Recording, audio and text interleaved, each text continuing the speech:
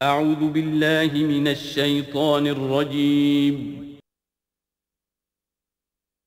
بسم اللہ الرحمن الرحیم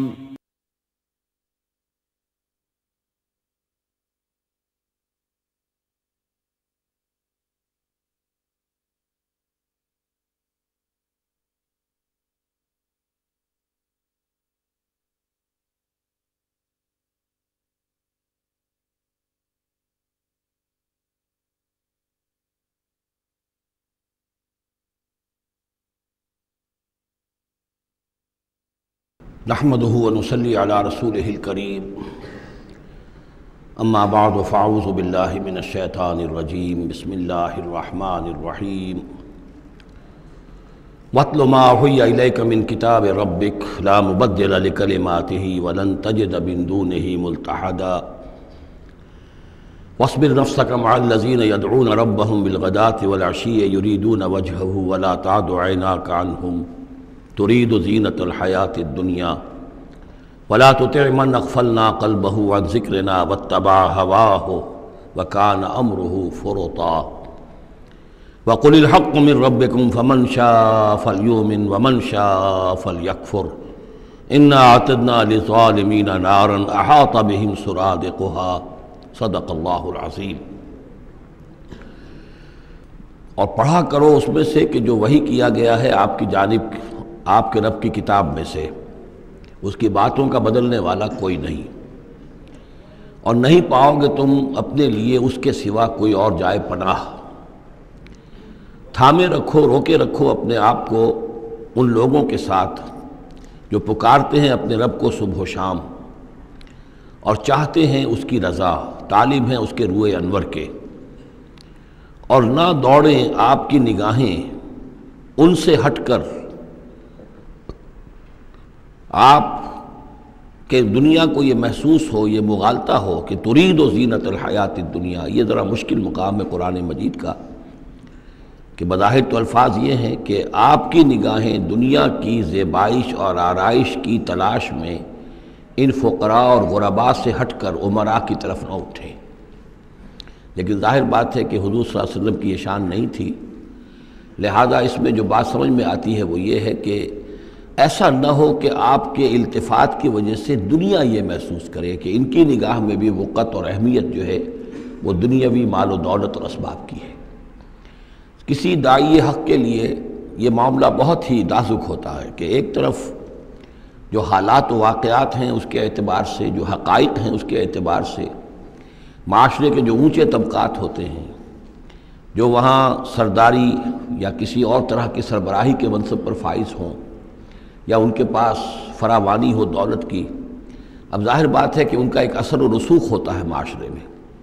ان میں سے کوئی ایک شخص ایمان لے آئے تو وہ بہت سے لوگوں کے برابر ہو جائے گا، جیسے حضرت عمر رضی اللہ تعالیٰ عنہ اور ابو جہل کو حضور نے دونوں کو پیش کیا اللہ کے سامنے کہ اللہ ان میں سے ایک کو ضرور میری جھولی میں ڈال دے۔ ظاہر بات ہے کہ اس سے اسلام کو تقویت حاصل ہوگی، اور اس سے یہ ہے کہ جن مسلمانوں پر کا قافیہ تنگ ہوا ہے، جن کو ستایا جا رہا ہے، اگر کوئی بڑا آدمی ایمان لے آئے گا تو ان کو بھی سہارا ملے گا، جیسے کہ حضرت عمر اور حضرت حمزہ کے ایمان لانے کے بعد جو غرباء تھے، فقراء تھے اور جو غلام تھے انہیں ستایا جا رہا تھا، انہیں کچھ ریلیف ملا ہے۔ اس حوالے سے ایک طرف تو اس کی ضرورت ہوتی ہے کہ ان کی طرف توجہ کی جائے، التفات رکھا جائے، تاکہ اگر وہ ایمان لے آئے تو اس سے ایمان کو بھی تقویت ہو، اسلام کو تقویت ہو، مسلمانوں کو بھی فائدہ پہنچے۔ دوسری طرف یہ اندیشہ ہوتا ہے کہ غرباء کا دل نہ دکھے، تیسری طرف یہ کہ لوگ یہ نہ سمجھیں کہ یہ بھی زیادہ جو ہے مدارات کرتے ہیں اور زیادہ التفات کرتے ہیں امراء کی طرف، اہم لوگوں کی طرف، گویا کہ ان کی نگاہوں میں بھی دنیا کی انہی چیزوں کی وقت ہے، انہی چیزوں کی اہمیت ہے۔ تو یہ تین طرف کے چیز سمجھیے کہ یہ چکی دو پارٹوں والی نہیں، تین پارٹوں والی ہے، کہ جس میں کوئی داعی جو ہوتا ہے وہ اس مخمصے میں آ جاتا ہے کہ ایک طرف تقاضا یہ ہے خود تحریک کا، دعوت کا، اس جد و جہد کا، اس کے تقاضے یہ ہیں کہ ان کی طرف التفات ہو، ان کی طرف توجہ کی جائے تاکہ ان میں سے کچھ لوگ ایمان لے آئیں تو کام میں سہولت حاصل ہو، مدد حاصل ہو، لیکن دوسری طرف یہ منفی دو اثرات بھی موجود ہیں۔ تو اس کے مابین جو ہے حکم دیا جا رہا ہے حضور صلی اللہ علیہ وسلم کو کہ بہرحال آپ یہ احتیاط کیجئے کہ یہ تاثر نہ ابھرنے پائے کہ محمد کے نزدیک بھی صلی اللہ علیہ وسلم اصل اہمیت جو ہے وہ دولت مند لوگوں کی ہے۔ ولا تطع من اغفلنا قلبه عن ذکرنا، اور مت کہنا مانیے ان لوگوں کا، یہ جیسا کہ میں نے بارہا عرض کیا ہے کہ دباؤ پڑ رہا تھا سرداران قریش کی طرف سے کہ کچھ ہماری بات مان لیجئے، کچھ ہم آپ کی مان لیں گے۔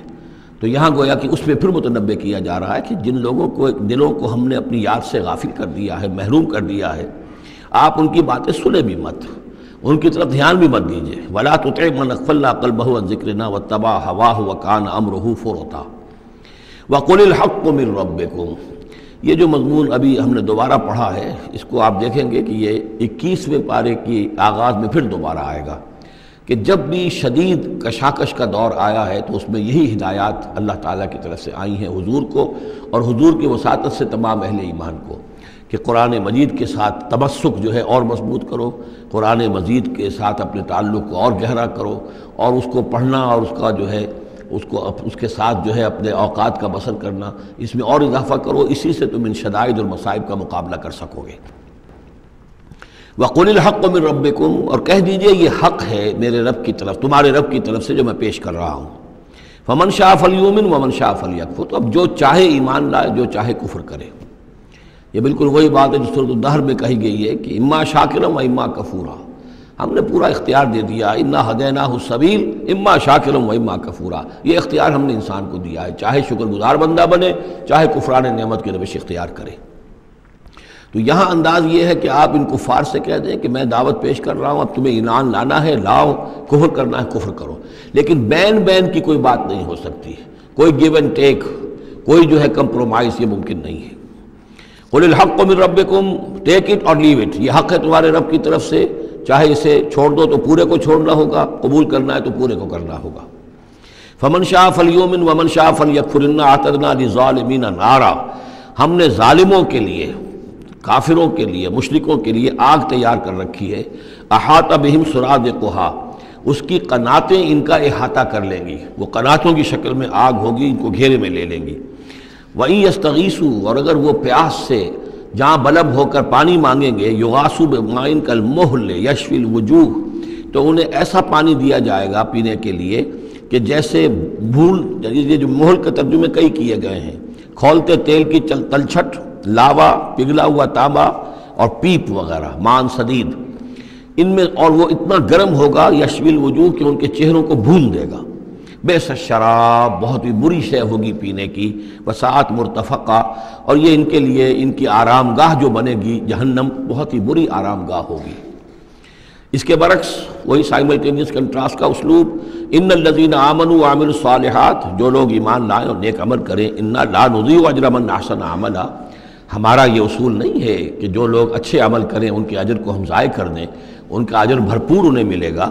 اولئک لہم جنات عدن تجری من تحتہم الانہار، یہ وہ لوگ ہیں کہ جن کے لیے ہیں وہ رہنے والے باغات، ریزیڈینشل گارڈنز، جن کے دامن میں ندیاں بہتی ہوں گی، یحلون فیہا من اساور من ذہب، انہیں پہنائے جائیں گے وہاں کنگن سونے کے، ویلبسون ثیابا خضرا من سندس، اور ان کو وہ پہنیں گے وہاں پر کپڑے سبز رنگ کے، باریک ریشم کے اور گاڑھے ریشم کے، یعنی اوپر کا لباس جو ہوگا وہ باریک ریشم کا ہوگا اور جو نیچے کا لباس ہوگا وہ گاڑھے ریشم کا ہوگا۔ متکئین فیہا علی الارائک، اور وہ وہاں پر تکیہ لگائے ہوئے، ٹیک لگائے ہوئے بیٹھے ہوں گے تختوں کے اوپر۔ نعم الثواب، کیا ہی اچھا بدلہ ہوگا، وحسنت مرتفقہ، اور کیا ہی خوب ان کے لیے آرام گاہ ہوگی۔ 5ویں رکوع میں ایک مکالمہ آ رہا ہے دو اشخاص کا۔ ایک شخص وہ ہے کہ جس کو اللہ نے دنیاوی نعمتیں جو بھی اس دور کی تھیں بھرپور دی ہیں، مادی وسائل بھرپور دے رکھے ہیں، اور وہ اس قدر اس کا معاملہ ٹھیک چل رہا ہے کہ ہوتے ہوتے اس کی نگاہ اب اللہ کی طرف سے ہٹ کر ان مادی اسباب و وسائل ہی پر جم گئی ہے، اس کا توکل اور اعتماد اسی پر قائم ہو گیا ہے۔ ایک دوسرا شخص دنیاوی اعتبار سے مرفع الحال نہیں ہے، اس کے پاس دولت نہیں ہے، دنیاوی چیزیں نہیں ہیں، لیکن وہ اللہ تعالیٰ کی معرفت اسے حاصل ہے۔ وہ اس دولت مند آدمی کو کوئی نصیحت کرتا ہے کہ تم اللہ کو بھول گئے ہو، تمہیں چاہیے کہ ہم تمام چیزوں کے اوپر جو بھی اللہ نے تمہیں دی ہے اس کا شکر ادا کرو، اس کا حق ادا کرو۔ لیکن اس نے اپنے گھمنڈ میں آ کر اسے بہت تلخ جواب دیا کہ میرے پاس یہ سب کچھ ہے تو گویا کہ میں اللہ تعالیٰ کا لاڈلا ہوں، چہیتا ہوں، تم جوتیاں پٹخار رہے ہو، تمہارے پاس کچھ نہیں ہے، تمہاری کوئی حیثیت نہیں ہے، تمہاری حیثیت ہی نہیں ہے کہ مجھے تم واعظ بھی کہو۔ لیکن یہ کہ اس پر پھر جو ان کے درمیان معاملہ ہوا تو انہوں نے کہا، اس شخص نے، کہ ہو سکتا ہے کہ اللہ تعالیٰ تمہارے اس سارے دولت کو اور مال و اسباب کو ضائع کر دے، لیکن یہ کہ اس نے کہا کیسے ہو سکتا ہے، میں نے سارا بندوبست ٹھیک ٹھیک کیا ہوا ہے۔ بہرحال نتیجہ یہ نکلا کہ اللہ تعالیٰ نے اس کی اس پوری دولت کو ایک طریقے سے ضائع کر دیا، اور پھر وہ اپنے ہتھیلیاں ملتا رہ گیا، کف افسوس ملتا رہ گیا، اور اس نے کہا ہائے کاش کہ میں نے اپنے رب کے ساتھ شرک نہ کیا ہوتا۔ حالانکہ اس پورے رکوع میں کہیں کسی دیوی کا، دیوتا کا، کسی اور الہہ کا کوئی ذکر نہیں ہے۔ تو اس رکوع میں سمجھنے کی بات یہ ہے کہ ایک شرک ہے مادہ پرستی کا شرک، مادی اسباب و وسائل پر اتنا تکیہ ہو جائے، اتنا توکل ہو جائے، اتنا اعتماد ہو جائے کہ پھر اللہ تعالیٰ کو انسان بھول جائے، مسبب الاسباب پر سے نگاہ ہٹ جائے، اور وہ سمجھے کہ سارا اعتماد اور توکل میرا ان مادی اسباب و وسائل پر ہے۔ تو یہاں گویا کہ اس نے ان مادی وسائل و اسباب ہی کو اپنا معبود بنا لیا ہے۔ تو یہ شرک ہے جو اس دور کا سب سے بڑا شرک ہے۔ اس دور میں بت پرستی کا شرک بہت کم رہ گیا ہے، اب ستارہ پرستی کا شرک کہاں رہ گیا ہے؟ کون لوگ ہیں جو ستاروں کو پوجتے ہیں؟ اب تو انسان سمجھتا ہے ستاروں تک تو ہم پہنچ ہی جائیں گے، ہمارا علم تو پہنچ ہی چکا ہے، چاند تک ہم اتر آئے ہیں، اب چاند کو کون پوجے گا؟ یہ جو اب ساری جو ہے اب جو پوجا پاٹ ہو رہی ہے وہ تو مادہ پرستی کی ہے، وہ دولت کی ہے، وہ در حقیقت یا وہ نظریاتی طور پر وطن پرستی ہے، اس کا ایک شرک ہے۔ تو یہ اس دور کے شرک کو سمجھنا بہت ضروری ہے، اور یہ رکوع اس اعتبار سے کہ اس میں کسی دیوی دیوتا کا ذکر نہیں ہے۔ تو شرک کون سا کیا اس نے؟ وہ شرک یہی ہے کہ اس نے دنیاوی مال و اسباب اور مادی اسباب و ذرائع کے اوپر اپنے سارے توکل کو جو ہے اس کے ساتھ منسلک کر دیا، یہی گویا کہ اس کو معبود بنا لینا ہے۔ وَاضْرِبْ لَهُم مَثَلًا الرَّجُلَيْنِ، ان کے لیے بیان کیجئے دو اشخاص کی مثال۔ جعلنا لأحدهما جنتین من اعناب، ان میں سے ایک کو ہم نے دیے تھے دو باغ انگوروں کے، وحففناہما بنخل، اور ان دونوں کو گھیرے میں لیا ہوا تھا کھجوروں کے درختوں نے۔ اب دیکھیے کہ انگوروں کی بیلیں ہیں، اور چونکہ ادھر ادھر سے ہوا تیز نہ آئے تو کھجوروں کے جھنڈ جو ہیں وہ چاروں طرف لگے ہوئے ہیں، تاکہ ان کے مابین جو اس کی انگوروں کی بیلیں ہیں وہ بڑی محفوظ ہیں۔ وجعلنا بینہما زرعا، ان کے درمیان کھیتی بھی تھی، یعنی یہ کہ اناج کا سامان بھی ہے اور انگوروں کی بیلیں بھی ہیں، اور یہ کہ کھجوروں کے درخت بھی ہیں۔ کلتا الجنتین آتت اکلھا، اور وہ دونوں باغات اپنا پھل دیتے تھے، ولم تظلم منہ شیئا، سال بسال پھل آ رہا ہے، سال ہر سال ہو گئے، ہر سال پھل آ رہا ہے، اس میں کوئی کمی نہیں کرتے تھے۔ جب یہ چیز چلتی رہتی ہے تو آدمی کا خود بخود ایک توکل جو ہے وہ اس چیز کے ساتھ وابستہ ہو جاتا ہے، وہ بھول جاتا ہے کہ اس کی اللہ تعالیٰ کے فضل و کرم سے ہے یا اللہ کے اذن سے ہے، بلکہ یہ کہ وہ انہی چیزوں کو سمجھ بیٹھتا ہے کہ یہ دائم ہے اور قائم ہے۔ وَفَجَّرْنَا خِلَالَهُمَا نَهْرًا، اور ہم نے ان کے مابین ایک نہر بھی نکال دی تھی، آب پاشی کا بھی پورا نظام موجود ہے۔ وَكَانَ لَهُ ثَمَرٌ، اور اس کے میوے بھی تھے، یعنی یہ بھی تھا کہ باغ جو ہے پھلا ہوا اس وقت، انگور بھی ہیں اور کھجور بھی جو ہے درخت جو ہیں لدے ہوئے ہیں، اور ایک اس کا مفہوم یہ بھی ہے میرے نزدیک جو زیادہ راجح ہے کہ اس کو اولاد بھی اللہ نے خوب دی تھی۔ جیسے درختوں پر پھل لگتا ہے تو انسان کے لیے اس کی اولاد جو ہے اس کے پھل کی حیثیت رکھتے ہیں، تو گویا کہ اس کو اولاد بھی ملی تھی۔ فقال لصاحبہ وہو یحاورہ، تو کہا اس نے اپنے ساتھی سے، ان سے وہ گفتگو کر رہے تھے، آپس میں گفتگو کر رہا، انا اکثر منک مالا واعز نفرا، میں تم سے کہیں بڑھ کر ہوں مال میں اور نفری میں۔ اب یہ نفری کے حوالے سے میں نے کہا نا لہو ثمر، اس کے بیٹے بھی تھے، اولاد بھی تھی، تو اس کے حوالے سے وہ نفری کی بات بھی کر رہا ہے، میرے بازو بھی بہت ہیں۔ وَدَخَلَ جَنَّتَهُ، اور وہ داخل ہوا اپنے باغ میں، وَهُوَ ظَالِمٌ لِنَفْسِهِ، اور وہ اپنے جان پر ظلم کر رہا تھا، یعنی اسی گمراہی کے اندر مبتلا تھا۔ قَالَ مَا أَظُنُّ أَن تَبِيدَ هَٰذِهِ أَبَدًا، انہوں نے کہا میں نہیں سمجھتا کہ یہ باغ بھی کبھی اجڑ سکتا ہے۔ کیا مجھے دھمکا رہے ہو کہ اللہ تعالیٰ جو ہے کہیں تم میری یہ دولت سلب نہ کر لے؟ دیکھو میں نے کھجوریں کس حساب سے یہاں پر لگائی ہیں کہ کوئی اگر آئے بھی، کوئی باد سرسر آئے یا کوئی اور بھی ہوا کا تیز لو کے جھونکے آئیں تو وہ میری انگوروں کے بیلوں تک نہ پہنچے۔ یہ گویا کہ سینٹینلز کھڑے ہوئے ہیں، کھجور کے درخت جو ہیں وہ روک رہے ہیں۔ پھر میں نے یہاں پہ آب پاشی کا نظام ہے، نہر چلی ہوئی ہے۔ ما اظن ان تبید هذه ابدا، میں نہیں سمجھتا کہ میرا یہ باغ جو ہے کبھی یہ کہ برباد بھی ہو سکتا ہے۔ وما اظن الساعة قائمة، اور یہ جو تم قیامت وغیرہ کی بات کر رہے ہو، اول تو میرا گمان نہیں ہے کہ کوئی قیامت کھڑی ہونے والی ہے۔ وما اظن الساعة قائمة، میں نہیں سمجھتا کہ یہ قیامت ہونے والی، ہاں ڈکوسلے سے ہیں، کچھ بڑوں سے سنا تو ہے۔ اور یہ کہ وَلَئِن رُدِدتُّ إِلَىٰ رَبِّي، اگر مجھے لوٹا ہی دیا گیا اپنے رب کے پاس، لَأَجِدَنَّ خَيْرًا مِنْهَا مُنْقَلَبًا، تو مجھے وہاں لازماً ملے گا بہت بہتر لوٹ کر۔ اب اس کے اندر ایک فلسفہ ہے ان کا کہ جب اللہ نے مجھے یہاں دیا، اللہ کے وہ منکر نہیں تھے، اللہ نے مجھے یہاں دیا ہے تو اس کا مطلب یہ کہ میں چہیتا ہوں، لاڈلا ہوں، یا اللہ نے مجھے کچھ صلاحیتیں دی ہیں، میں نے بڑی عمدہ پلاننگ کر کے باغ بنائے ہیں، سارا اس کا بندوبست کیا ہے، تو یہ میری جو صلاحیت ہے، یہ اللہ کی دی ہوئی جو میرے اندر ہے، یہ جو خیر ہے، یہ کہاں چلا جائے گا؟ آخرت میں بھی مجھے پھر ملے گا اور اس سے بہتر ملے گا، اور تم جیسے یہاں جوتیاں پٹخار رہے ہو ایسے ہی وہاں پٹخارو گے۔ وَلَئِن رُدِدتُّ إِلَىٰ رَبِّي، اگر بالفرض ہو ہی گیا ایسا، لوٹا ہی دیا گیا میں اپنے رب کی طرف، لَأَجِدَنَّ خَيْرًا مِّنْهَا مُنقَلَبًا، تو اس سے بھی بہتر مجھے وہاں پر ملے گا۔ قَالَ لَهُ صَاحِبُهُ، اب اس اللہ کے بندے نے جو نیک بندہ تھا کہا اس سے، اس کے ساتھی نے، وَهُوَ يُحَاوِرُهُ، اور ان سے گفتگو کر رہا تھا، أَكَفَرْتَ بِالَّذِي خَلَقَكَ مِن تُرَابٍ، کیا تو نے کفر کیا اس ہستی کا جس نے تجھے مٹی سے بنایا، ثُمَّ مِن نُطْفَةٍ، پھر پانی کی گندے پانی کی بوند سے بنایا، ثُمَّ سَوَّاكَ رَجُلًا، پھر تجھے ایک پورا انسان بنا کر کھڑا کر دیا۔ اب یہاں اور تجھے کفر کون سا کیا؟ یعنی یہ کہ وہ رب مان رہا ہے اللہ کو، اور رب کے ساتھ اس نے کسی اور کا ذکر نہیں کیا ہے۔ مطلب یہ کہ آخرت کا انکار در حقیقت اللہ کا انکار ہے۔ اگر تم آخرت کے بارے میں جو کہہ رہے ہو کہ نہیں میں نہیں سمجھتا کہ یہ کوئی ہونے والی بات ہے، تو چاہے تم اللہ کو اقرار کر رہے ہو، لیکن حقیقت میں اگر آخرت کو نہیں مانتے تو گویا کہ اللہ کا انکار ہے۔ لَٰكِنَّ هُوَ اللَّهُ رَبِّي، لیکن جہاں تک میرا معاملہ ہے، میں نے تو اللہ کو اپنا رب مانا ہوا ہے، وہی میرا مالک ہے، آقا ہے، وَلَا أُشْرِكُ بِرَبِّي أَحَدًا، اور میں اپنے رب کے ساتھ کسی کو شریک نہیں ٹھہراتا۔ وَلَوْلَا إِذْ دَخَلْتَ جَنَّتَكَ قُلْتَ مَا شَاءَ اللَّهُ، اور کیوں نہ ایسا ہوا کہ اللہ کے بندے جب تو اپنے باغ میں داخل ہوا، تو نے باغ دیکھا پھلا ہوا ہے، ہرا بھرا ہے، ہر طرف منظر جو ہے بڑا دل خوشکن منظر ہے، تو کہتا ما شاء اللہ۔ یہ پھر وہی مجلسی کلمہ آ گیا جس میں توحید کوٹ کوٹ کر بھری ہوئی ہے، ماشاء اللہ، یہ جو اللہ نے چاہا، جو اللہ نے چاہا، یہ سب اس کے فضل و کرم سے ہے۔ لا قوت الا باللہ، کوئی طاقت نہیں ہے اللہ کے سوا۔ اگر اللہ کی طرف سے یہ بات نہ ہوتی تو میرے اندر کوئی صلاحیت نہیں تھی، اللہ ہی کی ہے در حقیقت، یہ دین ہے اسی کی عطا ہے۔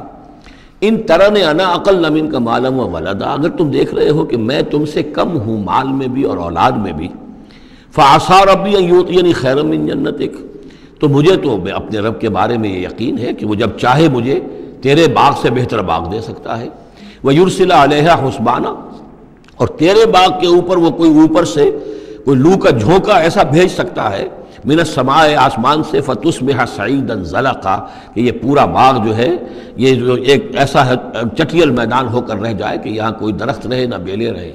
معلوم ہوا کہ ہر چیز جب آنکھ کھلی گل کی تو موسم تھا خزاں کا، یہ ہو سکتا ہے، عین ممکن ہے۔ اور یصبح ماؤہا غوراً، یا اللہ آسمان سے کوئی ایسی نہ بھی بھیجے کوئی چیز بلا، تو اس کا پانی ہی جو تمہارا یہ جو چشمہ چل رہا ہے، وہ پانی ہی اگر زمین کے اندر گہرا اتر جائے، یہ چشمہ خشک ہو جائے، فلن تستطیع لہ طلبا، اور پھر تم پانی کہیں سے لا نہ سکے، تو یہ باغ خود بخود اچڑ جائے گا۔ یہ سارے امکانات ہیں، مسبب الاسباب نے تمہارے لیے اس وقت سارے اسباب جمع کر رکھے ہیں، جب چاہے گا ان میں سے کسی ایک سبب کی بھی اگر تناب کھینچ لے تو یہ سارا معاملہ جو ہے یہ تو شیش محل کی طرح کا ہے، ایک ہی جو پتھر ہے وہ اس سب کو چکنا چور کر دے گا۔ وَأُحِيطَ بِثَمَرِهِ، معلوم ہوتا کہ وہ بہت ہی کوئی اللہ کا پہنچا ہوا شخص تھا، جو اللہ کا دوست تھا، اور اس کا دل دکھایا اس شخص نے، جس کو تانا دیا اسے انا خیر من کہ انا اکثر منک مالا و ولدا، تو اس حوالے سے اس کا دل دکھا ہے۔ اور یہ جان لیجئے کہ کسی اللہ والے کا من عادى لي وليا فاذنته للحرب، تو ایک حدیث قدسی ہے، جو شخص میرے کسی ولی کے ساتھ دشمنی کرے پھر میری طرف سے اس کے خلاف اعلان جنگ ہے۔ تو اس نے چونکہ یہ دل دکھایا ہے، اور فارسی کا ایک شعر بھی بڑا مزیدار ہے کہ ہیچ قوم را خدا رسوا نہ کرد، تا دلے صاحب دلے نامد میں درد، کسی صاحب دل کے دل کو ٹھیس لگتی ہے، درد اس کے اندر پیدا ہو جاتا ہے، صاحب دل ہو، اللہ کی محبت اس کے دل میں ہو اور اسے ٹھیس پہنچے، تو تا دلے صاحب دلے نامد میں درد، ہیچ قوم را خدا رسوا نہ کرد، قومیں بڑی رسوا ہو جاتی ہیں کسی ایک اللہ والے کی کہ دل جو ہے اس کی دل کو اگر تکلیف پہنچے۔ تو وَأُحِيطَ بِثَمَرِهِ، اس کا سارا ثمر سمیٹ لیا گیا، اللہ تعالیٰ نے جو کچھ اس کو دیا تھا وہ سلب کر لیا، باغ بھی ختم ہوا، اولاد بھی ختم ہوئی۔ فَأَصْبَحَ يُقَلِّبُ كَفَّيْهِ عَلَىٰ مَا أَنفَقَ فِيهَا، تو وہ رہ گیا اپنے ہاتھوں کو ملتا ہوا، اپنی ہتھیلیوں کو ملتا ہوا، جسے ہم کہتے ہیں کفِ افسوس ملنا۔ یقلب کفیہ علی ما انفق فیہا، جو کچھ اس نے خرچ کیا تھا، انویسٹ کیا تھا، محنت کی تھی، کتنا عرصہ لگا تھا اس باغ کے پلاننگ میں، باغ کو اس نے لگایا تھا، کہاں کہاں سے پودے لایا ہوگا، ما انفق فیہا وہی خاویۃ علی عروشہا، اور وہ باغ جو ہے گرا پڑا ہوا تھا اپنی چھتریاں کے اوپر، کیونکہ جو انگور کی بیلیں ہوتی ہیں وہ ٹٹیاں ہوتی ہیں، چھتریاں ہوتی ہیں، وہ سب اوندھی پڑی ہیں۔ وَيَقُولُ يَا لَيْتَنِي لَمْ أُشْرِكْ بِرَبِّي أَحَدًا، اور اس وقت وہ کہہ رہا تھا ہائے میری شامت، کیا کاش کہ میں نے اپنے رب کے ساتھ شرک نہ کیا ہوتا۔ اب یہ کون سا شرک ہے؟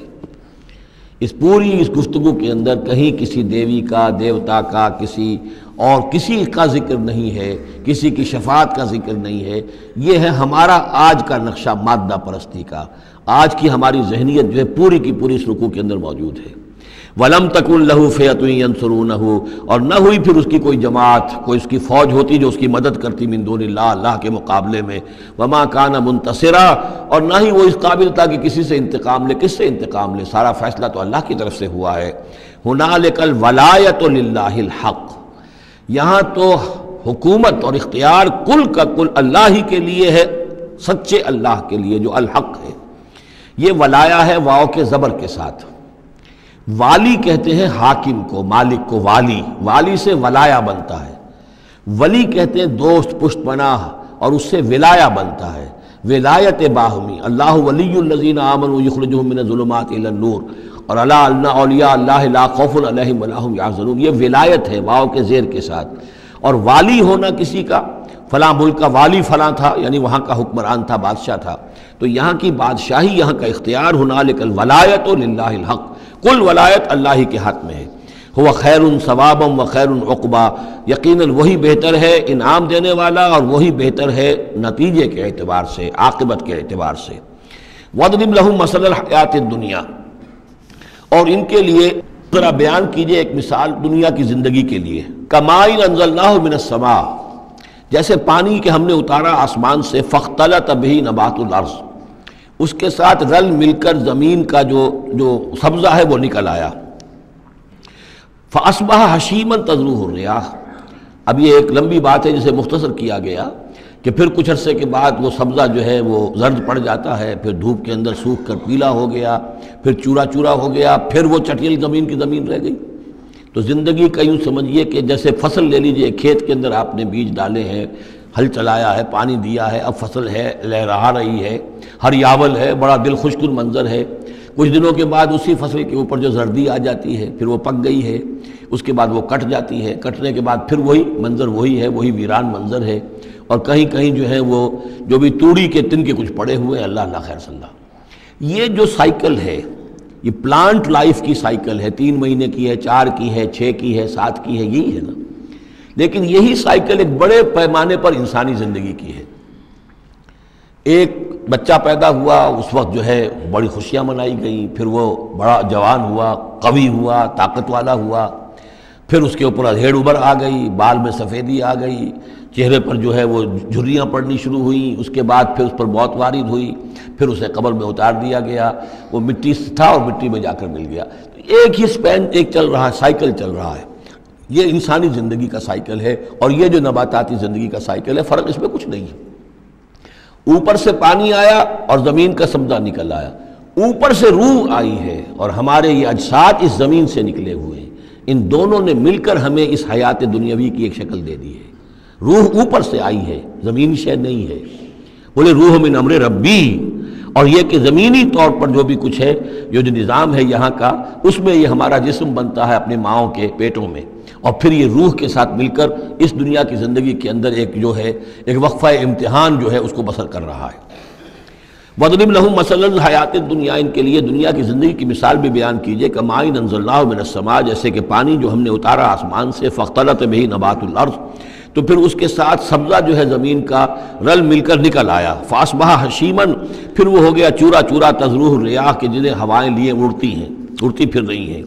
وَكَانَ اللَّهُ عَلَىٰ كُلِّ شَيْءٍ مُقْتَدِرًا، اور یہ اللہ تعالیٰ جو ہے ہر شے پر قادر ہے، اس کے لیے جیسے یہ سائیکل چل رہا ہے تمہارا نباتاتی، ایسے ہی حیواناتی ہے، ایسا ہی تمہارا انسانی زندگی کا ہے۔ المال والبنون زینت الحیات الدنیا، یہ زینت کا لفظ 3 مرتبہ اس صورت میں آیا ہے، اور یہ اس کا عمود ہے، میں بتا چکا ہوں آپ کو۔ انا جعلنا ما علی الارض زینۃ لہا لنبلوہم ایہم احسن عملا، پھر آیا ترید و زینت الحیات الدنیا. اے نبی دیکھیے کہیں لوگوں کو گمان نہ ہو کہ محمد بھی دنیا کی زندگی کی زیبائش اور آرائش ہی پر ریجھے ہوئے ہیں. معاذ اللہ صلی اللہ علیہ وسلم. اب یہاں فرمایا یہ دنیا کی زندگی جو تمہاری ہے اس میں اولاد اور مال یہ تمہارے لیے زیبائش ہے، آرائش ہے، لیکن کتنی دیر کی؟ صرف اس زندگی کا معاملہ ہے. اسی کے لیے یہ ساز و سامان ہے جو برت لو گے. یہ رشتے جو ہیں یہ بھی یہاں ہی کے لیے ہیں. آخر میں تو ظاہر بات ہے کہ پھر جو ہے تمہیں اکیلے جا کر پیش ہونا اللہ کی عدالت میں. نہ کوئی باپ تمہارا ساتھ دے گا، نہ کوئی بیوی ساتھ دے گی، نہ کوئی بیٹا ساتھ دے گا. کلہم آتی ہے یوم القیامت فردا. اگلی سورہ جو ہے سورہ مریم، اس کے اندر یہ بات آ رہی ہے. اکیلے جو ہے پھر وہ اپنا پورا محاسبہ جو ہے اس کو فیس کرنا ہے. المال والبنون زینت الحیات الدنیا. مال اور بیٹے یہ دنیا کی زندگی کی رونق ہیں. والباقیات الصالحات، باقی رہنے والی تو نیکیاں ہیں. نیکی کوئی کمائی ہے اس 30 سال میں، 40 سال میں، 50 سال میں، تو ان کے لیے بقا ہے.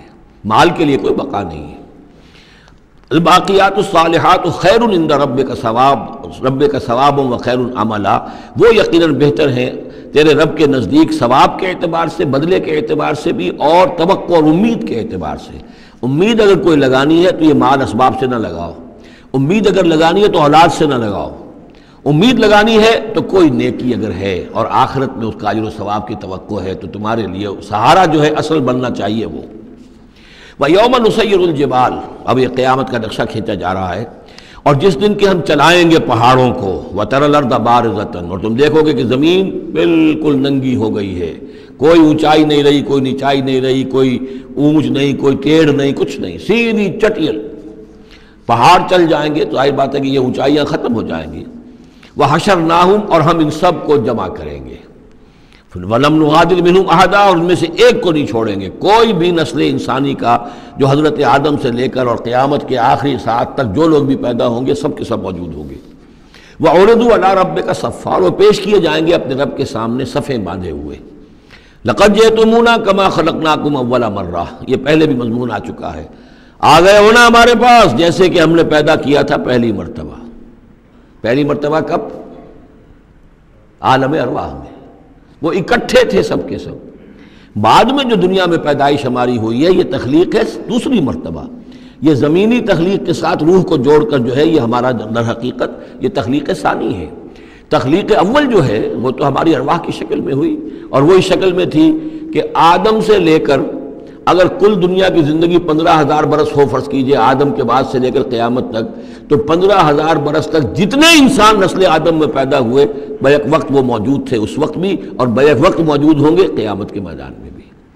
لَقَدْ جِئْتُمُونَا، آ گئے ہو ہمارے پاس، کَمَا خَلَقْنَاكُمْ أَوَّلَ مَرَّةٍ، جیسے کہ ہم نے پیدا کیا تھا تمہیں پہلی بار. بَلْ زَعَمْتُمْ أَن لَّن نَّجْعَلَ لَكُم مَّوْعِدًا، اس وقت ہم نے تم سے ایک قول و قرار لیا تھا، لست بربکم قالوا بلا، لیکن اس دنیا کی زندگی میں تمہیں یہ گمان ہو گیا تھا کہ تمہارے لیے ہم کوئی وقت، وعدے کا وقت مقرر نہیں کریں گے، یعنی ملاقات نہیں ہوگی. تم بھول گئے تھے اس ملاقات کو، جی چرا رہے تھے ہم سے ملنے سے. الذین لا یرجون لقاءنا، جو ہم سے ملاقات کی امیدوار ہی نہیں ہے، اس خیال ہی کو ذہنوں سے دور رکھتے تھے کہ کبھی اللہ کے حضور میں حاضری ہے. ووضع الکتاب، اور اعمال نامہ لا کر رکھ دیا جائے گا. وضع، اب وہ اعمال نامہ کیا ہوگا؟ کون سا جوائنٹ قسم کا کوئی کمپیوٹر ہوگا؟ ہر فرد نوع بشر آدم کی ہر نسل کا اس میں پورا کارنامہ زندگی محفوظ ہوگا. آپ کو معلوم ہے جیسے کمپیوٹر کے اوپر ایک بٹن دبتا ہے اور وہ سب آ گیا، اور ایک بٹن دبے گا اس کا پورا جو چھپ کر بھی آ گیا. ایک فرد کی پوری زندگی کا ریکارڈ موجود ہے. جیسا کہ میں نے کئی بار عرض کیا، ان چیزوں کا ماننا اب جتنا آسان ہو گیا ہے، آج سے 100 برس پہلے ماننا اتنا آسان نہیں تھا. کس قدر گہرے ایمان بالغیب کی ضرورت تھی. آج تو یہ چیزیں ہمارے حساب کتاب میں آ رہی ہیں. چھوٹے چھوٹے سے بٹن کی طرح کا تو ٹیپ ریکارڈر ہوتا ہے کہ آپ سے ملنے کے لیے کوئی آیا ہے آپ کو پتہ ہی نہیں، اور اس کا جو بٹن ہے، جو کوڈ کا آپ بٹن سمجھ رہے ہیں، وہ ٹیپ ریکارڈر ہے. وہ آپ کے ساتھ جو گفتگو ہو رہی ریکارڈ ہو رہی ہے، آپ کو پتہ ہی نہیں. جو صورتحال یہ ہو چکی ہے، ذرا لگائیے کہیں پر اور آپ کو معلوم ہوگا کہ آپ کی ساری گفتگو سن لیجیے آپ. تو یہ ساری ریکارڈنگ کے ہر چیز محفوظ ہو رہی ہے. اعمال نامے میں ہر شے موجود ہے. ووضع الکتاب، اور وہ لا کر اعمال نامہ رکھ دیا جائے گا. کہیں سے وہ کمپیوٹر شاید کس جگہ پر ہے، اور وہاں سے وہ انسٹال جو ہے وہاں سے لا کر میدان حشر میں ٹکایا جائے گا. ووضع الکتاب فتر المجرمین مشفقین مما فیہ، تم دیکھو گے اب مجرموں کو ڈر رہے ہوں گے، کانپ رہے ہوں گے کہ اس میں کیا کچھ ہے. وَيَقُولُونَ، اور وہ کہتے ہوں گے یا ویلتنا، ہائے ہماری شامت، ما لہذا الکتاب، یہ کیسا اعمال نامہ ہے، لا یغادر صغیرۃ ولا کبیرۃ، اس نے تو کسی چھوٹی سی چھوٹی بات کو نہیں چھوڑا، نہ کسی بڑی بات کو چھوڑا، الا احصاها، مگر یہ کہ اس کو محفوظ رکھا ہوا ہے. اس نے تو مائنیوٹس ڈیٹیلز کو بھی اومٹ نہیں کیا ہے. کیسا ہی اعمال نامہ، ما لہذا الکتاب لا یغادر صغیرۃ ولا کبیرۃ الا احصاها ووجدوا ما عملوا حاضرا، ما عملوا، اور وہ پائیں گے جو بھی عمل انہوں نے کیا ہوگا اسے موجود. ولا یظلم ربک احدا، تیرا رب کسی پر ظلم نہیں کرے گا. یہ تمہارے اپنے اعمال ہیں. اب دیکھیے یہاں 6 رکوع ختم ہوئے، 7واں رکوع شروع ہو رہا ہے، اور 7ویں رکوع کی پہلی آیت سورہ بنی اسرائیل میں بھی یہی تھی، وَإِذْ قُلْنَا لِلْمَلَائِكَةِ اسْجُدُوا لِآدَمَ فَسَجَدُوا إِلَّا إِبْلِيسَ. بالکل ٹھیک درمیان میں سورہ بنی اسرائیل میں بھی 12 رکوع اس کے ہیں، 12 رکوع اس کے ہیں. سورہ بنی اسرائیل کی 111 آیات ہے، سورہ کہف کی 110 آیت ہے. یعنی یوں سمجھیے کہ نہایت حسین، متوازن، ہر اعتبار سے بہت ہی خوبصورت جوڑا ہے. اس کی نسبت زوجیت جو ہے اس سورہ بنی اسرائیل اور سورہ کہف کی بہت نمایاں ہے. میری ایک کتاب ہے، وہ اس میں آخری جو ہے اسی پر بحث ہے، قرآن حکیم کی صورتوں کا اجمالی تجزیہ، جس میں کہ اس کی نسبت زوجیت کو میں نے بڑی تفصیل کے ساتھ، اگرچہ بڑی اختصار ہے لیکن جامعیت کے ساتھ بیان کر دیا ہے. وَإِذْ قُلْنَا لِلْمَلَائِكَةِ اسْجُدُوا لِآدَمَ فَسَجَدُوا إِلَّا إِبْلِيسَ، اور جو یاد کرو جب کہ ہم نے کہا تھا فرشتوں سے کہ جھکو آدم کے سامنے، سجدہ کرو آدم کو، تو ان سب نے سجدہ کیا لیکن نہیں کیا ابلیس نے. کانا من الجن، اب یہاں وہ حقیقت کھول دی گئی جو بقیہ 6 جگہوں پر نہیں ہے، وہ جنات میں سے تھا. فَفَسَقَ عَنْ أَمْرِ رَبِّهِ، فا یہاں پر اب علت کو ظاہر کر رہا ہے. فرشتہ کبھی بھی اللہ کے حکم سے سرتابی نہیں کرتا، فرشتہ اللہ کے حکم کی نافرمانی نہیں کرتا. یفعلون ما یؤمرون لا یعصون اللہ ما امرهم. تو یہ جو نافرمانی اس نے کی ہے اس کی وجہ یہ ہے کہ وہ فرشتوں میں سے نہیں تھا، جنات میں سے تھا. کان من الجن ففسق عن امر ربہ، تو اس نے وہ نکل بھاگا اپنے رب کے حکم سے، یہ نافرمانی کی اپنے رب کے فرمان کی. افتتخذونہ وذریتہ اولیاء من دونی، تو سوچو اے اولاد آدم، کیا تم اس کو اپنا ولی بناتے ہو اور اس کی نسل کو، اس کی اولاد کو، اس کے چیلوں چاٹوں کو، اس کے ایجنٹوں کو، ان سے دوستیاں گاٹتے ہو، من دونی، مجھے چھوڑ کر. میں تمہارا خیر خواہ، میں نے تمہارے سامنے سارے فرشتوں کو جھکوا دیا، میں نے تمہیں خلافت عرضی عطا فرمائی، تم میری کریشن کا ماسٹر پیس، کلائمیکس، اور تم بدبختو، تم نے مجھے چھوڑ کر دوست بنایا اس شیطان لعین کو اور اس کے ایجنٹوں کو اور اس کی اولاد کو، چاہے وہ اس کے ایجنٹ جو ہیں وہ اس کے صلب سے ہیں، اس کی اولاد سے ہیں، اور یا یہ کہ انسانوں میں سے ہیں. افتتخذونہ وذریتہ اولیاء من دونی، کیا تم اسے اور اس کے اولیاء اور اس کی نسل کے لوگوں کو، اس کی اولاد کو ولی بنا رہے ہو مجھے چھوڑ کر. وہم لکم عدو، جبکہ فی الواقع وہ تمہارے دشمن ہیں. بئس للظالمین بدلا، کتنا برا بدل ہے کہ جو ان ظالموں نے اپنے لیے اختیار کیا ہے. اللہ کو چھوڑ کر ان کی رفاقت، اللہ کی دوستی چھوڑ کر اس شیطان لعین کی دوستی. ما اشہدتہم خلق السماوات والارض ولا خلق انفسہم، میں نے تو ان جنات کو نہ تو انہیں شہید بنایا تھا آسمان اور زمین کی تخلیق کا، اور نہ ان کے اپنی تخلیق کا. وما کنت متخذ المضلین عضدا، اور میں ایسے بہکانے والوں کو اپنا مددگار نہیں بنایا کرتا. یہ جو تم نے ان کو میرے برابر بنا دیا، اس کو مجھے چھوڑ کر انہیں ولی بنا لیا، ان کی دوستی کر رہے ہو، تو آسمان کی اور زمین کی تخلیق میں، بلکہ خود ان کی تخلیق میں وہ کوئی اس کے شاہد نہیں ہے. وَيَوْمَ يَقُولُ نَادُوا شُرَكَائِيَ الَّذِينَ زَعَمْتُمْ، اور جس دن کہ اللہ کہے گا کہ پکارو ذرا میرے ان شرکاء کو جن کا تمہیں زعم ہو گیا تھا، تمہیں گمان تھا کہ وہ میرے شریک ہیں. فَدَعُوهُمْ، تو وہ پکاریں گے ان کو. فَلَمْ يَسْتَجِيبُوا لَهُمْ، تو وہ انہیں کوئی جواب نہیں دیں گے. وَجَعَلْنَا بَيْنَهُمْ مَوْبِقًا، اور ان کے درمیان ہم ہلاکت والی گھاٹی حائل کر دیں گے، خلیج حائل کر دیں گے، کہ وہ جو شرکاء چاہے اولیاء اللہ ہی ہوں اور چاہے وہ انبیاء ہوں اور چاہے فرشتے ہوں، لیکن وہ کہ خلیج حائل ہوگی ہلاکت کی، وہ ان کی مدد کے لیے یا ان کی بات سن کر ان کے سفارش کرنے کے لیے نہیں آ سکیں گے. وَرَأَى الْمُجْرِمُونَ النَّارَ، اور مجرمین جو ہیں، ظالم، گناہ گار، کافر، وہ دیکھیں گے آگ کو کہ اب یہ ہے جس میں ہمیں جھونکا جانا ہے. فَظَنُّوا أَنَّهُمْ وَاقِعُوهَا، اور انہیں یقین ہو جائے گا کہ اب وہ اس میں ڈال دیے جائیں گے. وَلَمْ يَجِدُوا عَنْهَا مَصْرِفًا، اور وہ نہیں پائیں گے اس سے کہیں بھی بھاگنے کی کوئی جگہ، اس سے انحراف کی کوئی راستہ. وَلَقَدْ صَرَّفْنَا فِي هَذَا الْقُرْآنِ لِلنَّاسِ مِنْ كُلِّ مَثَلٍ، یہ آیت جو کہ تو سورہ بنی اسرائیل میں بھی آیت نمبر 89 ہے، وہاں یہاں یہ آیت 54 ہے، لیکن فرق کیا ہے؟ وہاں ہے وَلَقَدْ صَرَّفْنَا فِي هَذَا الْقُرْآنِ مِنْ كُلِّ مَثَلٍ، وَلَقَدْ صَرَّفْنَا فِي الْقُرْآنِ، وہاں ذرا الفاظ کا تھوڑا سا فرق ہے۔ وَكَانَ الْإِنسَانُ أَكْثَرَ شَيْءٍ جَدَلًا، ہم نے اس قرآن میں کل مسئلے کل مثالیں جو بیان کر دی ہیں لوگوں کی ہدایت کے لیے، لیکن یہ کہ وہاں ہے فَأَبَى أَكْثَرُ النَّاسِ إِلَّا كَفُورًا، لیکن اکثر لوگ جو ہیں وہ کفران نعمت ہی پر اڑے رہتے ہیں۔ یہاں فرمایا وَكَانَ الْإِنسَانُ أَكْثَرَ شَيْءٍ جَدَلًا، لیکن انسان جو ہے تمام مخلوقات سے بڑھ کر ہے جھگڑالو۔ وَمَا مَنَعَ النَّاسَ أَن يُؤْمِنُوا، یہ الفاظ بھی جو کہ تو سورہ بنی اسرائیل میں بھی آئے تھے۔ وَمَا مَنَعَ النَّاسَ أَن يُؤْمِنُوا آیت نمبر 94 ہے یہ وہاں۔ وَمَا مَنَعَ النَّاسَ أَن يُؤْمِنُوا إِذْ جَاءَهُمُ الْهُدَىٰ وَيَسْتَغْفِرُوا رَبَّهُمْ، اور نہیں روکا لوگوں نے کو ایمان لانے سے جبکہ ان کے پاس ہدایت آ گئی کہ وہ استغفار کرتے اپنے رب سے، إِلَّا أَن تَأْتِيَهُمْ سُنَّةُ الْأَوَّلِينَ، وہاں آیا ہے إِلَّا أَن قَالُوا أَبَعَثَ اللَّهُ بَشَرًا رَسُولًا، کہ ان کو ایمان سے روکنے والی ان کا یہ خیال تھا کہ کیا اللہ تعالیٰ نے انسان کو رسول بنا کر بھیجا ہے۔ یہاں فرمایا الا ان تاتیہم سنت الاولین، ان کو جو روکا گیا ہے وما منع الناس ان یؤمنوا اذ جاءهم الہدی، یہ جو رک گئے ہیں جب ہدایت ان کے پاس آ گئی کہ ایمان نہیں لا رہے اور استغفار نہیں کر رہے، الا ان تاتیہم سنت الاولین، مگر یہ کہ ان پر آ کر رہے گی اب وہی جو پہلوں کا جو انجام ہوا تھا وہی ان کے اوپر بھی مسلط ہوگا، او یاتیہم العذاب قبلا، یا یہ کہ عذاب ان کے سامنے آ جائے گا۔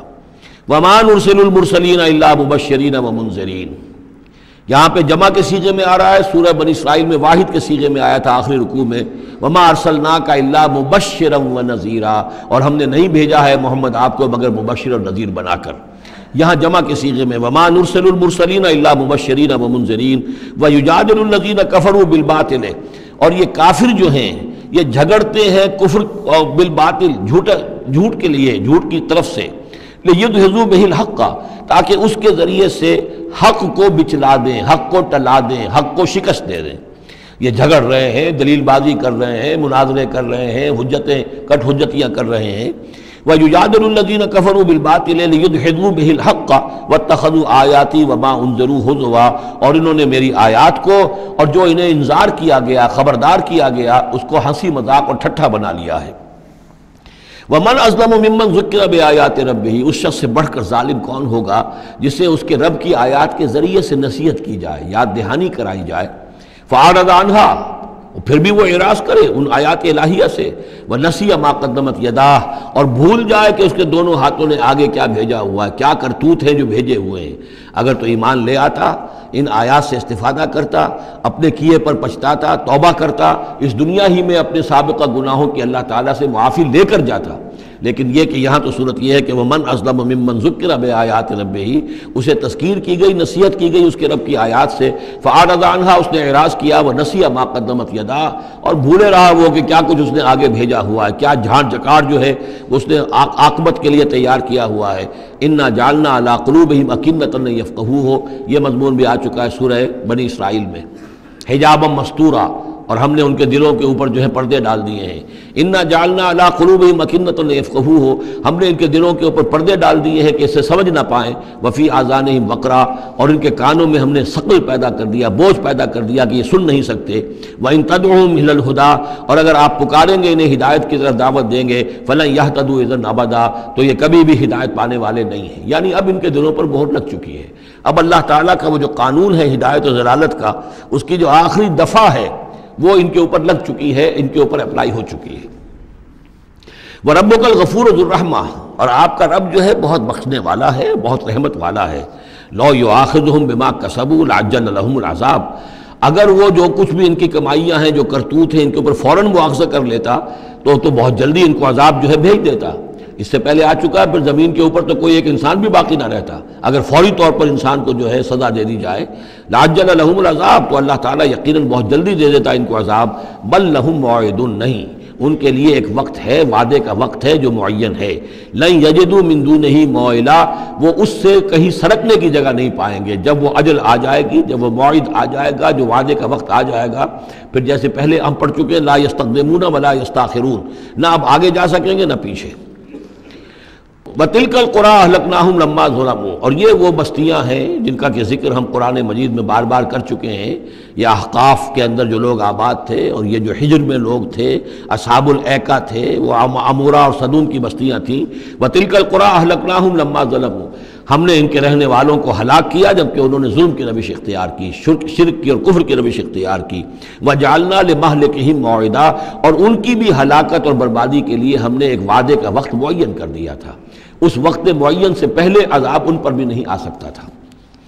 وَإِذْ قَالَ مُوسَىٰ لِفَتَاهُ لَا أَبْرَحُ حَتَّىٰ أَبْلُغَ مَجْمَعَ الْبَحْرَيْنِ أَوْ أَمْضِيَ حُقُبًا. اب یہ دو رکوع ہیں کہ جن میں حضرت موسیٰ علیہ السلام کے ایک سفر کا ذکر ہے. روایات میں جو بات معلوم ہوتی ہے، اور وہ اس قرآن مجید کے بیان کے ساتھ وہ چیز مطابقت رکھتی ہے، اس لیے بیان کر رہا ہوں کہ حضرت موسیٰ کو اللہ تعالیٰ نے حکم دیا کہ فلاں جگہ پر جاؤ اور وہاں تمہیں ہمارا ایک بندہ ملے گا، اور وہ بندہ جو ہے بہت صاحب علم ہے، کچھ عرصہ اس کے پاس رہو. ہو سکتا ہے کہ یہ حضرت موسیٰ علیہ السلام کا بھی ابتدائی دور ہو نبوت کا، اور جیسے کہ اللہ تعالیٰ نے ہمیں معلوم ہے روایات سے 3 برس تک جو حضور صلی اللہ علیہ وسلم کی تعلیم کا بندوبست کیا ہے، ایک فرشتہ جو ہے مستقل جو ہے آپ کے ساتھ رہا ہے. اسی طریقے سے شاید اللہ تعالیٰ نے کسی یا تو فرشتے کو، جسے ہم خضر کہہ دیتے ہیں، یہ بھی کوئی یقین کے ساتھ معلوم نہیں کہ وہ خضر علیہ السلام، قرآن میں ان کا نام نہیں ہے. یہ بھی رائے ہے کہ وہ فرشتے ہیں، یہ بھی رائے ہے کہ وہ انسانوں میں سے کوئی انسان ہے جن کو اللہ تعالیٰ نے بہت لمبی عمر دے دی ہے. جیسے جن کو دے رکھی ہے ایک ابلیس کو، تو انسانوں میں سے ایک اچھے اپنے نیک اور اپنے پسندیدہ اور برگزیدہ انسان کو بھی اس نے بہت بڑی عمر دے رکھی ہے، وہ حضرت خضر ہے. واللہ عالم، اس کے بارے میں کوئی تفصیل ہم نہیں جان سکتے. لیکن یہ کہ حضرت موسیٰ علیہ السلام سے کہیں کسی جگہ پر ان کو یہ خیال آ گیا کہ شاید اس وقت روئے ارضی پر سب سے زیادہ علم جو ہے اللہ تعالیٰ نے مجھے عطا کیا ہے.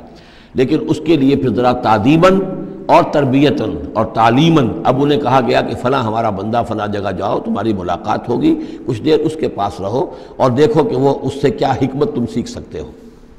اب اس کے لیے حضرت موسیٰ نکلے ہیں اپنے نوجوان ساتھی خادم کے ساتھ، یوشع ابن نون ان کو ساتھ لے کر. وَإِذْ قَالَ مُوسَىٰ لِفَتَاهُ لَا أَبْرَحُ حَتَّىٰ أَبْلُغَ مَجْمَعَ الْبَحْرَيْنِ، اور جب کہا موسیٰ نے اپنے اس نوجوان ساتھی سے جن کا نام یوشع ابن نون ہے کہ میں نہیں باز آؤں گا یہاں تک کہ چلتا رہوں اور پہنچ جاؤں مجمع البحرین تک، جہاں پر کہ دونوں دریا مل جاتے ہیں، او امضی حقبا، یا پھر میں چلتا رہوں گا، چاہے وہ مجھے سینکڑوں برس گزر جائیں میں چلتا رہوں گا. بتایا گیا تھا مجمع البحرین پر وہ ملے گا، اور خاص نشانی اس کی بتا دی گئی تھی کہ ہمارا وہ بندہ وہاں ملے گا تمہیں. اب مجمع البحرین پر بھی اختلاف ہے. ایک کا تو خیال یہ ہے، وہ جو نقشہ میں نے آپ کو دکھایا تھا، کہ یہ جو ریڈ سی ہے، اس کی جو 2 کھاڑیاں ہو جاتی ہیں، تو ان کا جو مقام اتصال ہے گویا کہ وہاں بھیجا گیا کہ یہاں پر. لیکن صحیح رائے زیادہ جو ہے وہ یہ ہے کہ یہ جو دریائے نیل آتا ہے مصر میں، تو یہ سوڈان سے آتا ہے، تو 2 دریا مل کر یہ دریا بنتے ہیں، النیل الازرق اور النیل الابیض. ایک سفید رنگ کا پانی ہے اور ایک بھی نیلے رنگ کا پانی ہے. یہ نقشہ ہمیں بھی اٹک پر نظر آتا ہے. دریائے سندھ جو تربیلا سے نکل کر پانی آتا ہے وہ نیلے رنگ کا ہے، اور جو دریائے کابل کا پانی آ رہا ہوتا ہے مغرب سے، تو اس کا وہ پانی گدلا ہے. اور کافی دور تک پھر ہمیں نظر آتا ہے کہ یہ دریائے کابل کا پانی چل رہا ہے گدلے رنگ کا، اور یہ صاف صاف پانی جو ہے دریائے سندھ کا چل رہا ہے. تو اسی طرح کا معاملہ وہاں پر ہے. نیل جو ہے نیلا نیل اور سفید نیل، النیل الازرق اور النیل الابیض، وہاں پر پہنچے ہیں. کہیں یہ یوں سمجھیے خرطوم کے آس پاس. تو میں اب چلتا جاؤں گا. فلما بلغا مجمع بینہما، جب یہ پہنچ گئے اس دونوں دریاؤں کے ملنے کی جگہ پر، نسیا حوتہما، یہ بتا دیا گیا تھا کہ ایک جو مچھلی ہے تل کر اس کو ساتھ لے لینا تاکہ تمہارے وہ غذا کا کام بھی دے گی، اور اسی کو نشانی بنانا تھا اللہ نے بتانے کے لیے کہ کس جگہ پر وہ اس شخص سے ملاقات ہوگی. جب وہ پہنچے ان دونوں کی مجمع کے مقام پر، نسیا حوتہما، تو انہوں نے بھول گئے اپنی اس مچھلی کو. فاتخذ سبیلہ فی البحر سربا، اور وہ مچھلی جو ہے وہ زندہ ہو کر، حالانکہ بھنی ہوئی تھی تلی ہوئی تھی، وہ زندہ ہو کر اور اس نے وہ سرنگ سی بنا کر اور سمندر میں چلی گئی. فلما جاوزا، اب یہ نقشہ جو ہے یہ ان کے جو ساتھی تھے یوشع ابن نون، انہوں نے دیکھا ہے اپنی نگاہ سے کہ یہ معاملہ ہوا ہے، لیکن یہ کہ اس کا تذکرہ کرنا حضرت موسیٰ علیہ السلام سے بھول گئے. فلما جاوزا، جب وہ وہاں سے آگے نکل گئے، قال لفتاہ آتنا غداءنا، انہوں نے اپنے اس نوجوان ساتھی سے کہا، خادم سے، کہ بھائی ہمارا وہ کھانا لے آؤ، ناشتہ لے آؤ. لقد لقینا من سفرنا ھذا نصبا، اب ہمیں اس سفر سے کوئی تکان طاری ہو گئی ہے، ایگزاسشن ہو رہی ہے. اور یہاں یہ نقطہ بیان کیا ہے مفسرین نے کہ کہ چونکہ اس اصل مقام سے آگے نکل آئے تھے اس لیے اب تکان ہوئی ہے، ورنہ جو مقام تک پہنچنا تھا وہاں تک انہیں تکان کا کوئی احساس نہیں ہوا۔ قال ارأیت اذ اوینا الی الصخرۃ، اس نوجوان نے یہ کہا خادم نے کہ آپ دیکھیے جب ہم اس چٹان کے پاس تھوڑی دیر کے لیے رکے تھے سستانے کے لیے، فإنی نسیت الحوت، تو میں اس مچھلی پر نگاہ رکھنا بھول گیا، اس کی حفاظت کرنا بھول گیا، وما انسانی الا الشیطان ان اذکرہ، اور شیطان نے مجھے بلائے رکھا کہ میں آپ سے ذکر بھی نہیں کر سکا، واتخذ سبیلہ فی البحر، وہ تو زندہ ہو کر اور اس نے اپنا راستہ بنایا اور سمندر میں اتر گئی یا دریا میں اتر گئی۔ عجبا، بہت عجیب یہ واقعہ تھا جو پیش آیا تھا۔ قال ذالک ما کنا نبغی، اب حضرت موسیٰ نے کہا اسی کے تو ہم تلاش میں تھے، یہی تو نشانی بتائی گئی تھی کہ یہاں پر، اب چلو واپس وہیں۔ فارتدا علی آثارہما قصصا، تو وہ اب لوٹے اپنے نقوش پا کو دیکھتے ہوئے، چونکہ وہیں پہنچنا ہے اب جہاں پر کہ وہ مچھلی جو ہے وہ زندہ ہو کر اور دریا میں اتر گئی تھی۔ فوجد عبدا من عبادنا، اب جو وہاں پہنچے تو پایا ہمارے بندوں میں سے ایک خاص بندے کو، آتیناہ رحمتا من عندنا، ہم نے اسے رحمت عطا کی تھی خاص اپنے پاس سے، وعلمناہ من لدنا علما، اور اسے علم سکھایا تھا خاص اپنے پاس سے۔ یہ علم لدنی ایک اصطلاح ہے جو یہیں سے لفظ اخذ کیا گیا ہے۔ ایک علم وہ ہے جو ہم سیکھتے ہیں، جو بھی پڑھتے ہیں سیکھتے ہیں، تفسیر پڑھی ہے، عربی پڑھی ہے، نحو پڑھی ہے، فقہ پڑھی ہے، یہ علم حاصل ہو رہا ہے، یا جیوگرافی پڑھی ہے، تاریخ پڑھی ہے۔ ایک وہ علم ہے جو اللہ کسی کے دل میں ڈال دیتا ہے بغیر کسی مادی طور پر دنیاوی اعتبار سے کسی تحصیل علم کی مشقت سے گزرے ہوئے، اس کو علم لدنی کہتے ہیں۔ لدن کہتے ہیں نزدیک، لدن اللہ، لدنی ہم نے اپنے پاس سے، اپنے خاص خزانہ فضل سے، خاص خزانہ فیض سے اسے علم عطا کیا تھا۔ ہم نے اسے رحمت بھی دی تھی، آتیناہ رحمتا من عندنا وعلمناہ من لدنا علما۔ قال لہ موسیٰ، ان سے کہا موسیٰ نے، هل اتبعک، اگر آپ اجازت دیں تو میں کچھ عرصہ آپ کے ساتھ رہوں، علی ان تعلمنی مما علمت رشدا، لیکن اس لیے اس شرط کے ساتھ کہ آپ مجھے بھی سکھائیں کچھ جو آپ کو علم دیا گیا ہے، اور جو بڑی سعادت مجھے اللہ نے بتایا ہے کہ آپ کو اللہ نے بڑا عقل، بڑی سمجھ بوجھ اور بڑی حکمت عطا کی ہے۔ قال انک لن تستطیع معی صبرا، انہوں نے کہا کہ دیکھو تم میرے ساتھ رہ کر صبر نہیں کر سکو گے۔ وَكَيْفَ تَصْبِرُ عَلَىٰ مَا لَمْ تُحِطْ بِهِ خُبْرًا، اور کیسے صبر کرو گے اس چیز پر کہ جس کا کہ علم تمہارے پاس نہیں ہے، جس کا تم نے احاطہ نہیں کیا ہے، تمہیں تو بات بڑی غلط لگے گی، عجیب سی لگے گی۔ قَالَ سَتَجِدُنِي إِن شَاءَ اللَّهُ صَابِرًا، حضرت موسیٰ نے کہا کہ نہیں، انشاءاللہ آپ مجھے صابر پائیں گے، میں صبر کروں گا، وَلَا عَصِي لَكَ أَمْرًا، اور میں آپ کی کسی حکم کی خلاف ورزی نہیں کروں گا۔ اب دیکھیے یہاں انشاءاللہ صبر کے ساتھ تو آ گیا، ولا عاصی لک امرا، آپ کے حکم کی خلاف ورزی نہیں کروں گا، یہاں انشاءاللہ نہیں آیا ہے، اور اسی میں خلاف ورزی ہو گئی، یعنی یہ کہ انہوں نے جو حکم دیا تھا پھر اس کی وہ پابندی نہیں کر پائے۔ ولا تقولن لشیء انی فاعل ذلک غدا، اس کے ساتھ اس کو جوڑ لیجئے جو ہم پڑھا ہے اسی صورت میں، حضور سے کہا گیا تھا کبھی نہ یہ کہیے گا، یہاں بھی کہتے ہیں انشاءاللہ میں کوشش کروں گا، انشاءاللہ اللہ تعالیٰ کے فضل و کرم سے میں آپ کے حکم کی خلاف ورزی نہیں کروں گا۔ قال فإن اتبعتنی، اب یہ حکم ہے ان کا، انہوں نے کہا کہ اگر تم میرے ساتھ چلنا چاہتے ہو، رہنا چاہتے ہو، فلا تسألنی عن شیء، تو کسی چیز کے بارے میں مجھ سے خود مت پوچھنا، حتی احدث لک منہ ذکرا، یہاں تک کہ میں خود اس کے بارے میں کوئی تذکرہ کروں، بس دیکھتے جاؤ جو بھی میرے ساتھ ہو رہا ہے، دیکھتے رہو، آبزرو کرو، چپ رہو، خاموش رہو، میں جب مناسب سمجھوں گا جو اصل حکمت ہے ان چیزوں کی کہ جو تمہارے مشاہدے میں آئیں گی وہ میں تمہیں بتا دوں گا، لیکن تم مجھ سے سوال نہیں کرو گے۔ فانطلقا، اب وہ دونوں چلے، گویا کہ حضرت موسیٰ نے وہ بات مان لی۔ حتی اذا رکبا فی السفینۃ، یہاں تک کہ جب وہ دونوں سوار ہوئے کشتی میں، خرقہا، اب ان صاحب نے، یہ جو صاحب موسیٰ انہیں کہیں یا حضرت خضر کہیں، انہوں نے کشتی کا ایک تختہ اکھاڑ دیا۔ قال خرقتہا لتغرق اہلہا، اب حضرت موسیٰ علیہ السلام کہاں خاموش رہنے والے تھے، اتنا غلط کام کر رہے ہو تم، ساری کشتی کو ڈبونا چاہتے ہو، کیا تم نے توڑ ڈالا ہے، پھاڑ دیا ہے اس کشتی کو تاکہ غرق کر دو اس کے اندر جو سوار ہیں ان سب کو؟ لقد جئت شیئا امرا، یہ تو آپ نے ایک بہت غلط کام کیا، بہت بھاری ایک جرم ہے جو آپ سے سرزد ہوا ہے۔ قال الم اقل انک لن تستطیع معی صبرا، انہوں نے کہا کیا میں نے نہیں کہا تھا کہ تم میرے ساتھ صبر نہیں کر سکو گے؟ تو اصل بات سمجھ لیجئے وہ کیا ہے کہ دنیا میں جو ظاہر میں کوئی عمل ہو رہا ہوتا ہے ہم اس کو دیکھتے ہیں، اس کے پیچھے اللہ کی کیا مشیت کام کر رہی ہے وہ ہمیں نظر نہیں آتی۔ بظاہر کوئی شے ہمارے لیے بری ہے، اس کے پیچھے کوئی خیر آ رہا ہے، ہم اس بری چیز کو برا سمجھ کر اور وہ ہم جو ہے نالا و شیون کا معاملہ اختیار کر لیتے ہیں۔ عسیٰ ان تکرہوا شیئا وہو خیر لکم وعسیٰ ان تحبوا شیئا وہو شر لکم واللہ یعلم وانتم لا تعلمون۔ یہ ہے اصل میں وہ بات کہ جو سورہ بقرہ میں ہم نے پڑھی تھی۔ ہو سکتا ہے تم کسی چیز کو برا سمجھو جبکہ حقیقت میں وہ تمہارے لیے بہتر ہو، اور ہو سکتا ہے کہ تم کسی چیز کو اچھا سمجھو، حقیقت میں تمہارے لیے وہ مضر ہو۔ اللہ جانتا ہے، تم نہیں جانتے۔ تو تفویض الامر ہونا چاہیے اللہ کی طرف، اے اللہ جو تجھے میرے لیے پسند ہے۔ لیکن یہ جو بھی فرشتے کر رہے ہوتے ہیں، اور ظاہر بات ہے یہ بھی ہو سکتا ہے فرشتے ہوں یا اولیاء اللہ میں سے کسی کی روح ہے، تو جیسا کہ شاہ ولی اللہ کا قول میں نے آپ کو سنایا ہے کہ وہ بھی ملائکہ کے طبقہ اسفل میں شامل ہو جاتے ہیں اور وہی اللہ تعالیٰ کے احکام کی جو ہے تنفیذ کرتے ہیں۔ تو یہ شرعی احکام نہیں ہے، یہ تکوینی احکام ہے۔ کسی کا بچہ جو ہے چھت کے اوپر سے گرا مر گیا، اب وہ تو چیخ رہا ہے، ماں بھی چیخ رہی ہے، بہن بھائی بھی چیخ رہے ہیں۔ اب کیا پتا کہ یہ بچہ جو ہے اگر بڑا ہو جاتا تو یہ ماں باپ کے لیے سہان روح ہوتا۔ اللہ نے ان کے لیے خیر کیا ہے کہ اس بچے کو اس وقت لے لیا ہے، لیکن انہیں تو پتہ نہیں کہ آئندہ کیا ہونا تھا۔ تو ہم ظاہر کو دیکھ کر جو ہے گھبرا جاتے ہیں اور اس کو اپنے لیے برا سمجھ بیٹھتے ہیں، جبکہ اللہ تعالیٰ کی بیدک الخیر، اللہ کے ہاتھ میں خیر ہی خیر ہے، لیکن ہماری شارٹ سائٹڈنس ہے کہ جس کی وجہ سے ہم چیزوں کو کسی اور رنگ میں لے رہے ہیں۔ اس کے لیے یہ 3 واقعات ہیں کہ جو انہیں دکھائے گئے۔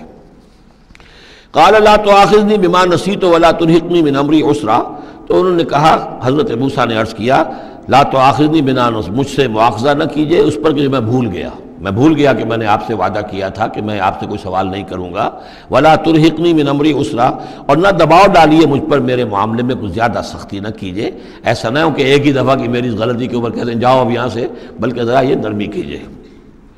فانطلقا، پھر چلے دونوں، حتی اذا لقیا غلاما قتلہ، جب ایک نوجوان سے ملاقات ہوئی اس نے قتل کر دیا اس کو، حضرت خضر نے۔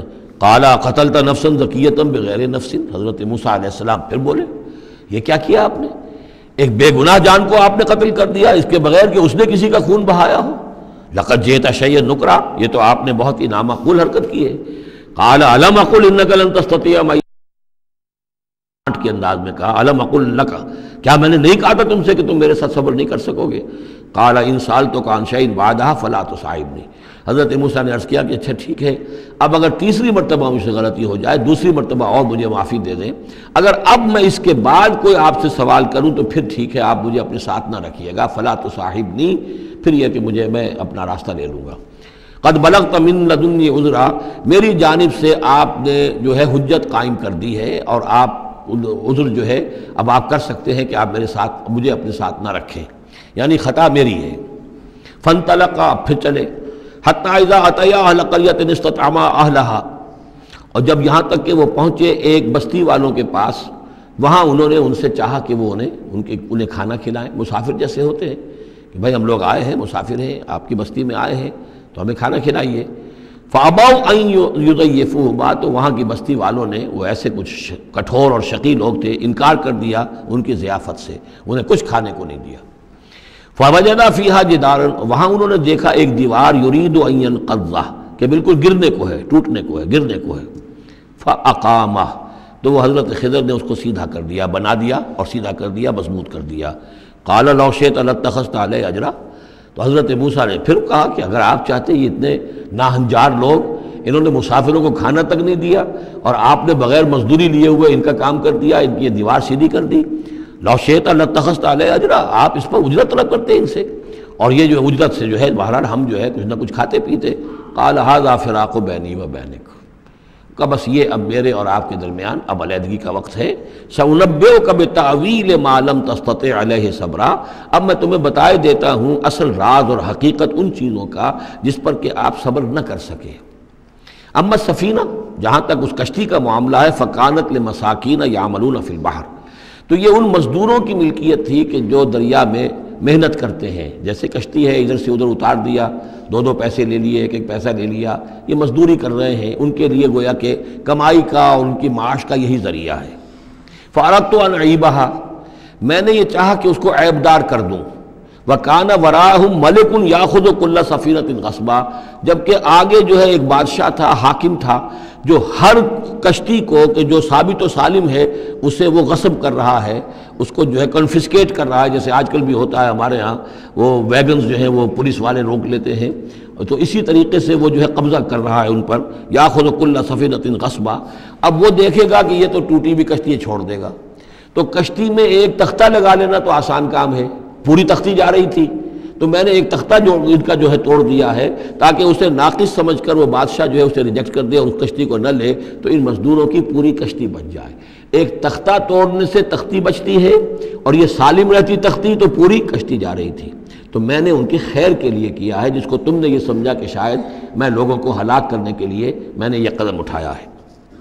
وَأَمَّا الْغُلَامُ، اور جہاں تک اس لڑکے کا معاملہ ہے، نوجوان کا، فَكَانَ أَبَوَاهُ مُؤْمِنَيْنِ، اس کے والدین بڑے نیک اور صالح ہیں، والدین دونوں کے دونوں۔ فَخَشِينَا أَن يُرْهِقَهُمَا طُغْيَانًا وَكُفْرًا، اب ظاہر بات ہے کہ حضرت خضر کو معلوم ہوگا کہ اس کے جینز اچھے نہیں ہیں، بڑے شرارتی قسم کے جین اس کے اندر ہیں، اور یہ جب جوان ہوگا تو یہ آوارہ ہو کر اٹھے گا اور بہت سخت ہوگا اور اپنے والدین کے لیے سوہان روح بن جائے گا۔ یرہقہما طغیانا و کفرا، ناشکری اور زبردستی کر کے ان کو عاجز کرے گا، ستائے گا۔ فاردنا یبدلہما ربہما خیرا منہ زکاۃ واقرب رحما، تو ہم نے یہ چاہا کہ ان کا رب ان کے لیے بدل دے، اس سے بہتر اولاد اسے دے، بیٹا دے دے کہ جو اس کے لیے پاکیزگی میں بھی اور شفقت اور رحمت میں بھی اس سے بہتر ہو، جو ان کے لیے بڑھاپے میں سہارا بن سکے۔ تو ہم نے صرف یہ کیا ہے کہ یہ بچہ جو ہے وہ یہ ساری چیزیں جو اللہ کے حکم سے میں کر رہا ہوں، یہ گویا کہ تکوینی امور ہیں جو ہو رہے ہیں، یہ تشریعی امور نہیں ہے، تم شریعت کے حوالے سے دیکھ رہے ہو، اور میں یہ تکوینی معاملات کر رہا ہوں اللہ کے حکم کے مطابق۔ اور یہ در حقیقت رحمت ہے، جس کو کہ لوگوں نے یہ سمجھا ہوگا جن کا بچہ جو والدین کا فوت ہو گیا تو ان کے اوپر تو پہاڑ ٹوٹ پڑا ہوگا غم کا، لیکن اصل میں اللہ تعالیٰ نے یہ ان کے خیر کے لیے کیا۔ وَأَمَّا الْجِدَارُ، اور جہاں تک اس دیوار کا معاملہ ہے، فَكَانَ لِغُلَامَيْنِ يَتِيمَيْنِ فِي الْمَدِينَةِ، تو یہ دو غلام لڑکوں کی دیوار ہے جو شہر میں رہتے ہیں۔ وَكَانَ تَحْتَهُ كَنْزٌ لَهُمَا، اور اس دیوار کی جڑ میں ان کے لیے ایک دفینہ ہے۔ وَكَانَ أَبُوهُمَا صَالِحًا، اور ان کا باپ جو ہے وہ بہت نیک آدمی تھا، باپ نیک تھا، عین وہ جو سمجھئے کہ کسی جوانی میں یا کوئی وقت جو ہے وہ اس کی موت کا وقت آ گیا، بچے چھوٹے چھوٹے تھے، اس نے کچھ اپنی پونجی جو ہے گھر کے اندر ایک دیوار کی جڑ کے اندر بنیاد کے اندر دفن کر دی، یہ بڑے ہو جائیں بچے یہ نکال لیں۔ اب چونکہ وہ نیک تھا لہذا اللہ تعالیٰ کی طرف سے اس کا اہتمام ہو رہا ہے، دیوار اگر اس وقت گر گئی ہوتی تو یہ خزانہ ظاہر ہو جاتا، اور ابھی وہ بچے جو ہیں وہ چھوٹے ہیں، تو لہذا یہ لوگ جو ہے بستی والے کتنے ناہنجار ہیں جنہوں نے ہمیں کھانے کو نہیں دیا ہے، وہ کیا یتیموں کے اس مال کا لحاظ کریں گے؟ وہ سارا کا سارا اس مال کو قبضہ کر لیں گے۔ تو میں نے وہ دیوار بنا دی ہے۔ کان ابوہما صالحا، ان کا باپ بہت نیک آدمی تھا۔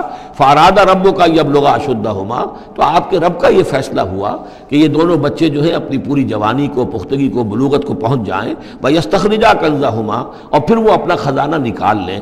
رحمتا من ربک، یہ تینوں امور آپ کے رب کی رحمت کا منظر ہے۔